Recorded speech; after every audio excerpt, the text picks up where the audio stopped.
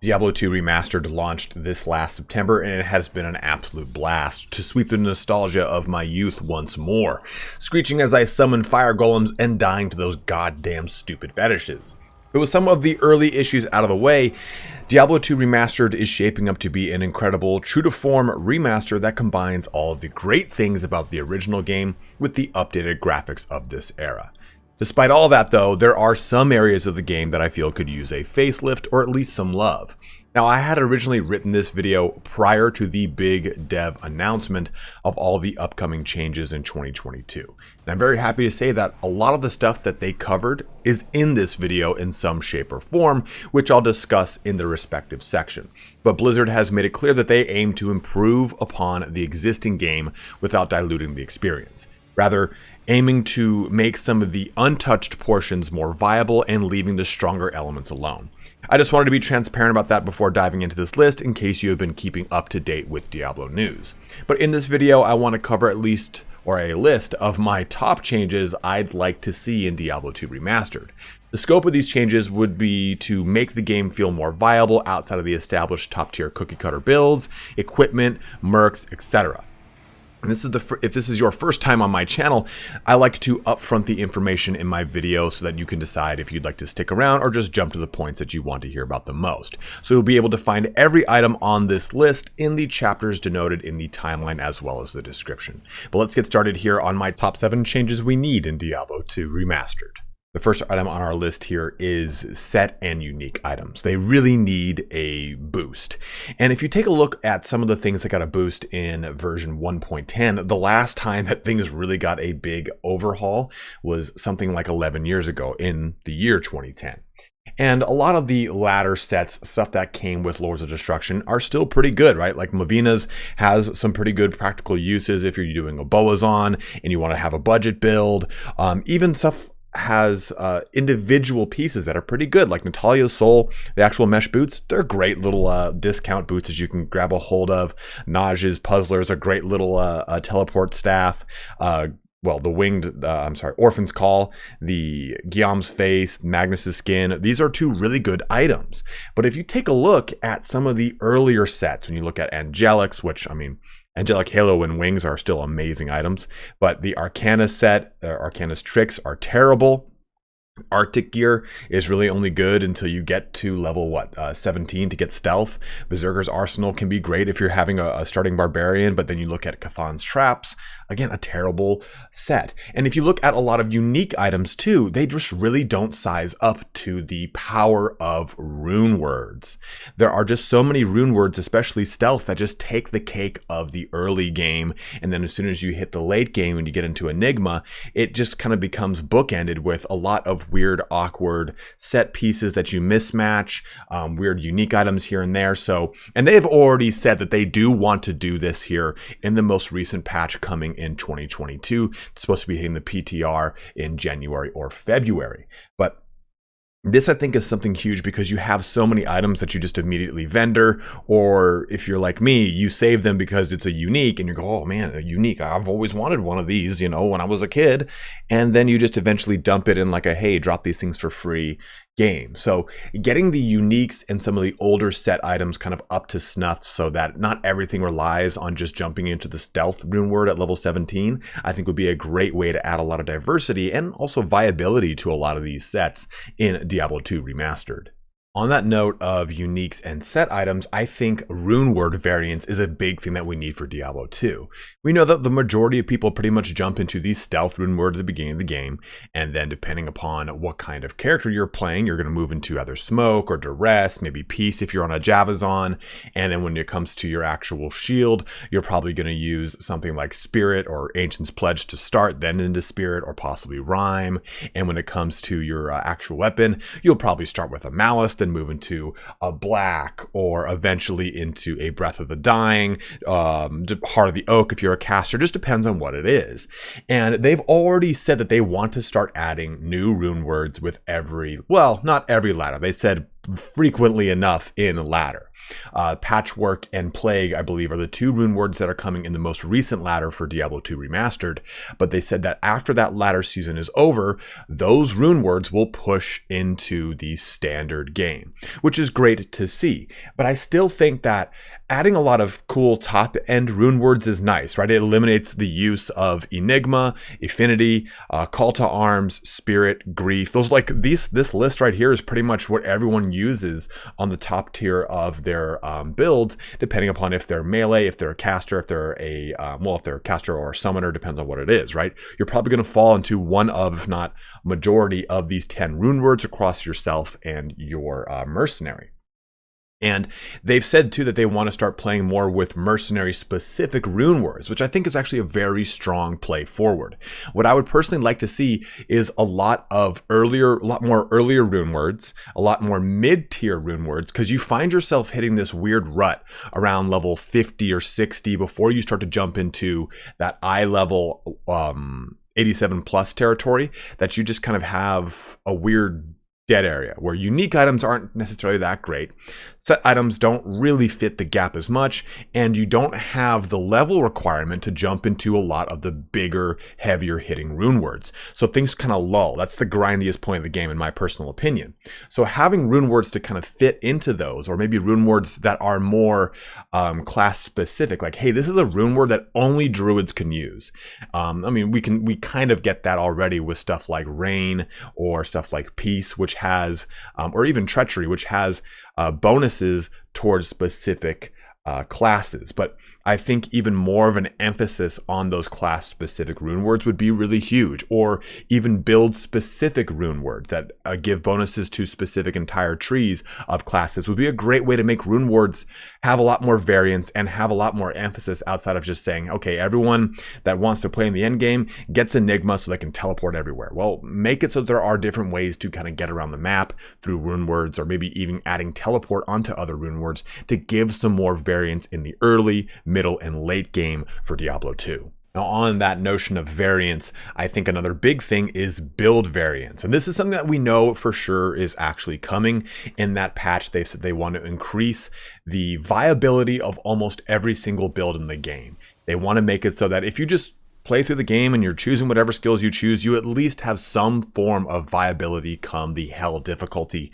You don't need to have that top tier, super expensive build to play the game. And I think that's a really good step in the right direction, right? Because if you look at the top tier, what do we have? We have Meteor, we have Wind Fury, Lightning Fury, Javazon, Hammerdin being that A+, or I'm sorry, that S+ class with the Smiter if you're trying to go through Ubers.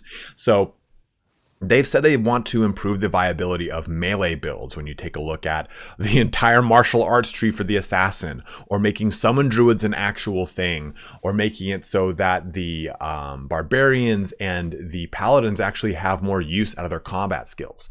And they're doing this by raising those bottom levels up higher versus nerfing the top, which is nice, right? You're not going to see the Hammerdin can be completely useless. You're going to see all of the other combat skills for the paladin become more useful.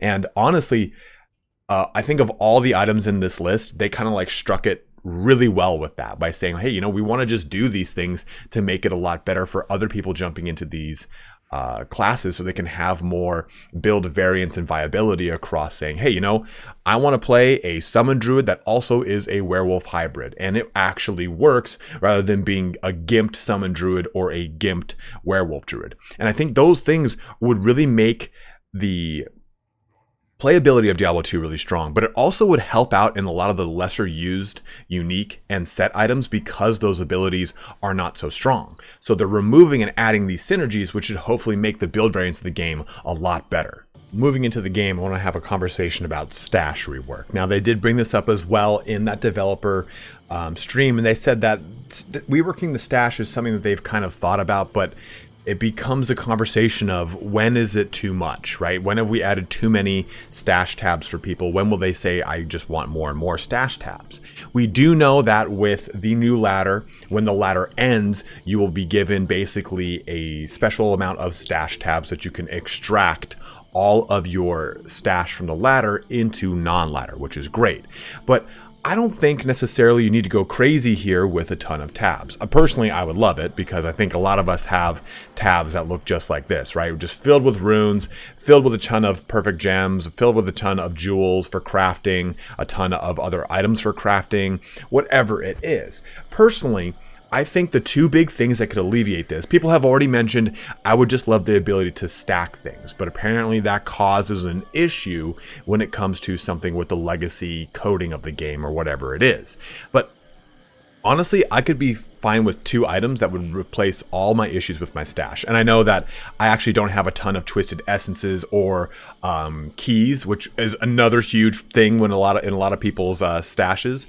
But if I had something very similar to a Horadric cube, like let's just say a Horadric gem bag, and it just was a stash tab exclusively for gems, or a series of stash tabs exclusively for gems, I would love it. Only gems can go into it, and that's it. Or a Horadric Runeword cube box, whatever it is. Only for rune words, and that's where they go. Even a Horadric keyring, which can hold all of the respective keys that you get from any of the stuff for Ubers, right? Getting those things put into one concise location in your stash, I think is the biggest problem. It's not so much the amount of tabs, it's that how many items that are taken up or how many items take up those tabs that are just these single little chips like this, right? The rune words and the gems, which are so crucial to portions of the game.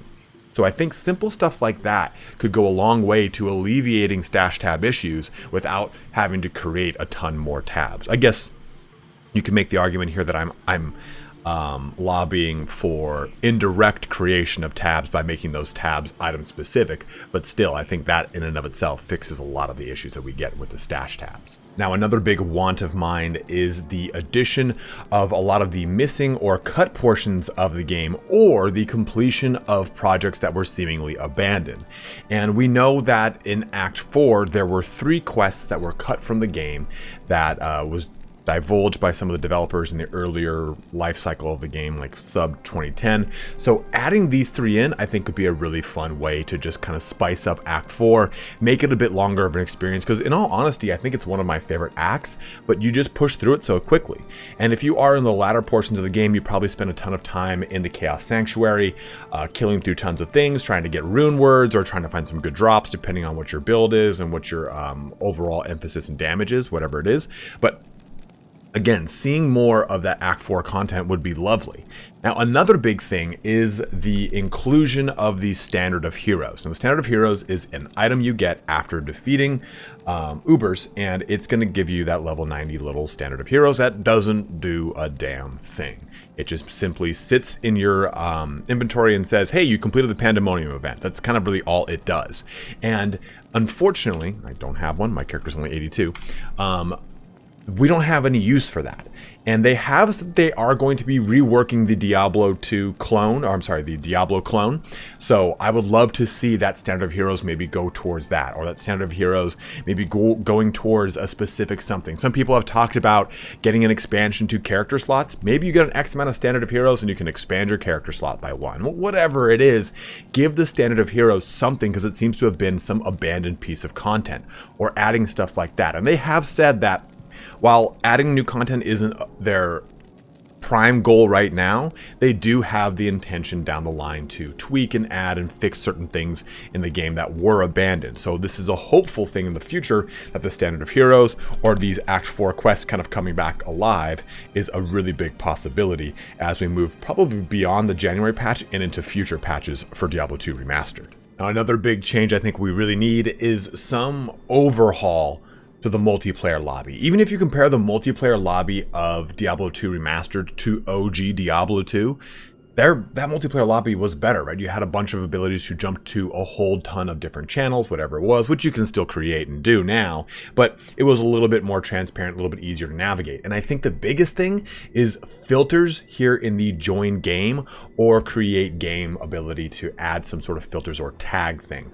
Mr. Llama SC did a really great video about this, and he said, like, hey, if we just had the ability to put tags on create game, like, hey, this is a farming run, this is a a Bale run, this is a Mephisto run, whatever it is, it would make searching for games in the join game ability really, really succinct and easy. And I can't agree with him more on that. And if you guys don't know who Mr. Llama SC, he is a massive Diablo 2 YouTuber and probably someone I watch the most when it comes to Diablo 2. Has some of the best videos. But being able to jump into here, pressing this cog button, and have it not just simply be game difficulty, having it be able to sort things by how recent a game was made. So if you see something that says cow farm and you want to go run some cows and it's a 2-minute old game, you know that cows is probably not completed yet and you can jump into it.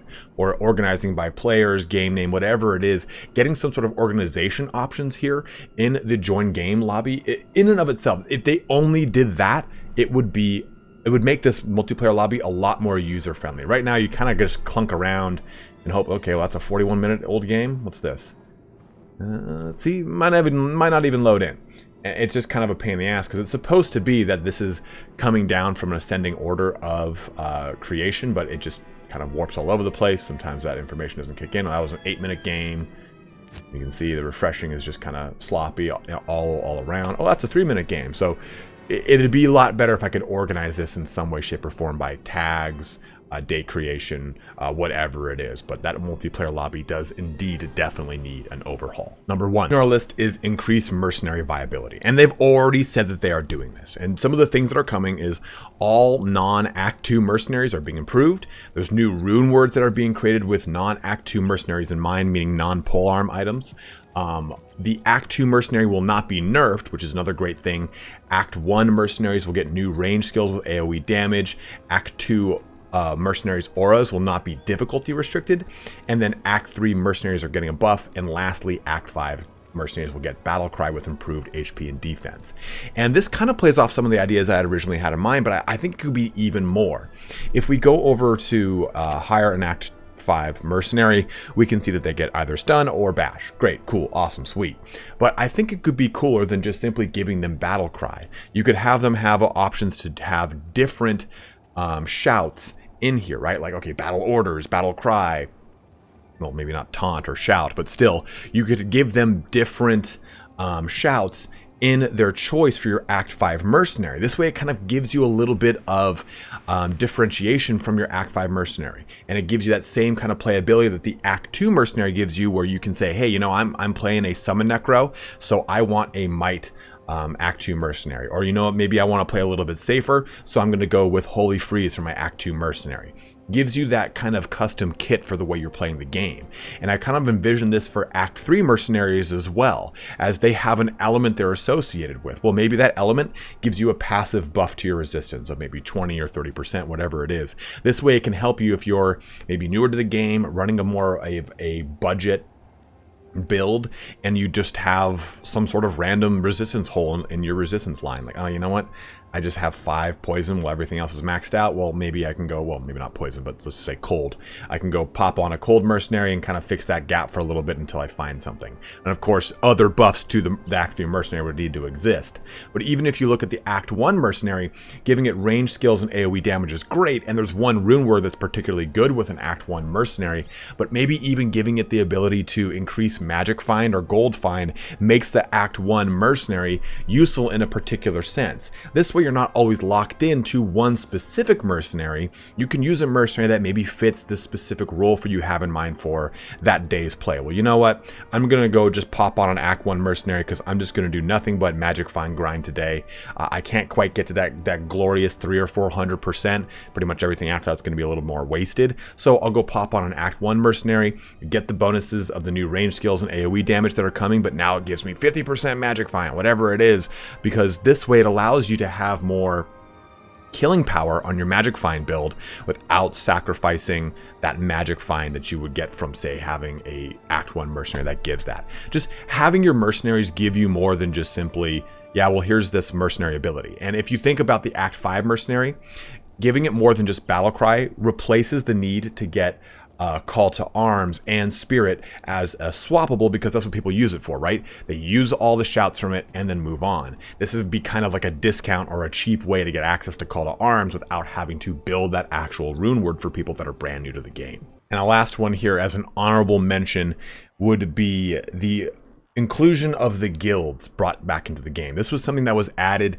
at the very earliest portions of Diablo 2. It was actually kind of brought into the press ramp up for the game, but it never seemed to actually come into the live version of the game.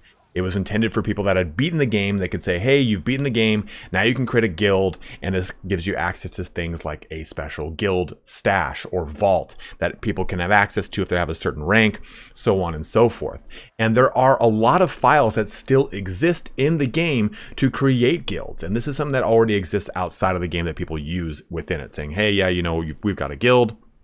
We all play together, so on and so forth. So having a full-fledged support for that is something that I think that Diablo 2 really needs, or just Diablo as a whole, right? I think this is a really cool thing that needs to be brought in. And this could also have been put into the cut portion of the game, right? Like things that have been cut, like I guess all the monster files that are still in the game that were not added in, stuff like gorgons and wolves as actual enemies rather than just summonable units, stuff like that. But still, I think the guilds is something that deserves to stand on its own in this list as something that should definitely be brought into the game and for Diablo 2 to really kind of add that sense of community. That brings our video here to a close. So if you've already been playing Diablo 2 Remastered, a lot of these things are going to be duh moments for you, right? Stuff that you're probably thinking, yeah, we've wanted that for a long time, or yeah, a lot of people have already said this. This has already been talked about from a lot of the bigger streamers. And it's true, like a lot of this stuff on this list is stuff that people already well know. But if you're maybe not very new into the Diablo world, or you're jumping back into it from your youth, this might be stuff that you didn't really realize was a shortcoming of the game or whatever it was. And I think that some of the items on this list are, well, I think all the items on this list are already being addressed by developers. But I think that really fine-tuning what we want as a community to the developers gives them a really clear roadmap of stuff that they can bring into the game in a really awesome fashion. And they've already shown during that dev interview and their response to the community that they are very willing to change the game in the way that the community wants. And they've done a lot to talk to people that are large figureheads in the community to make Diablo 2 Remastered the game that is ultimately going to be an even better version of the Diablo 2 experience than it was years before, when you had to just deal with bugs and just kind of work your way around it. So thank you so much for watching here today. If you have any comments or things that you would like to add to this list, say, hey, you know, that's a really good point with number 3, but I think that this thing would be a better thing in that place. Whatever it is, let it be known in the comment section below. I like to try and put as much information out into the world as possible. But as always, guys, thank you so much for watching here today. Have a good one and take care.